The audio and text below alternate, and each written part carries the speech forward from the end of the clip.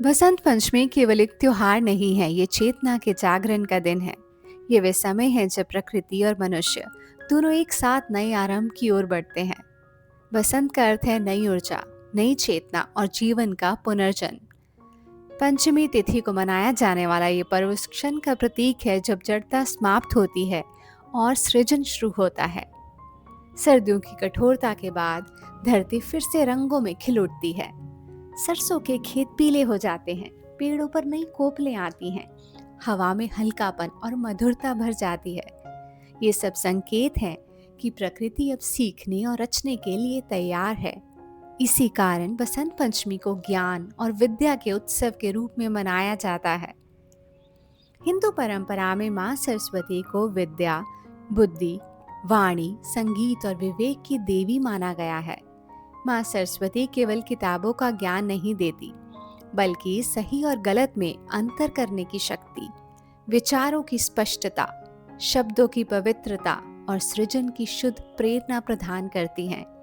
इसलिए उनकी पूजा केवल छात्रों के लिए नहीं, बल्कि कलाकारों, लेखकों, संगीतकारों, वक्ताओं और हर उस व्यक्ति के लिए आवश्यक मानी जाती है जो अपने जीवन में स्पष्टता और संतुलन चाहता है।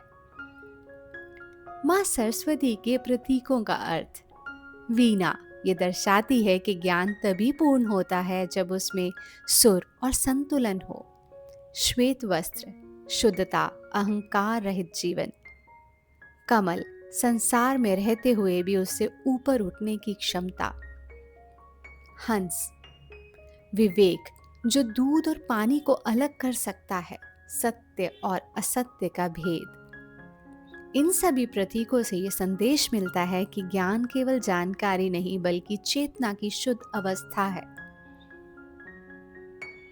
भारत में परंपरागत रूप से बच्चों की विद्यारंभ, पहली पढ़ाई, नई पुस्तकों, वाद्य यंत्रों और कलम की पूजा और अध्ययन से पहले माँ सरस्वती का स्मरण इस दिन किया जाता है, क्योंकि माना जाता है कि जो कार्य बसंत पंचमी से शुरू होता है उसमें बाधाएं कम और स्पष्टता अधिक होती है। बसंत पंचमी पर पीला रंग विशेष महत्व रखता है, क्योंकि ये सूर्य, ऊर्जा और आशा का रंग है। ये सरसों के फूलों और नई फसल का प्रतीक है। ये मानसिक आलस्य को दूर करता है। पीला रंग ये याद दिलाता है कि ज्ञान बोझ नहीं, प्रकाश है। बसंत पंचमी हमें ये सिखाती है कि सीखना कभी बंद नहीं होता। सच्चा ज्ञान विनम्र बनाता है, और जब मन शुद्ध हो जाता है तब वाणी अपने आप मधुर हो जाती है। इस दिन हम माँ सरस्वती से यह नहीं मांगते कि हमें सबसे आगे कर दो, बल्कि ये प्रार्थना करते हैं कि हमें सही दिशा दिखाओ।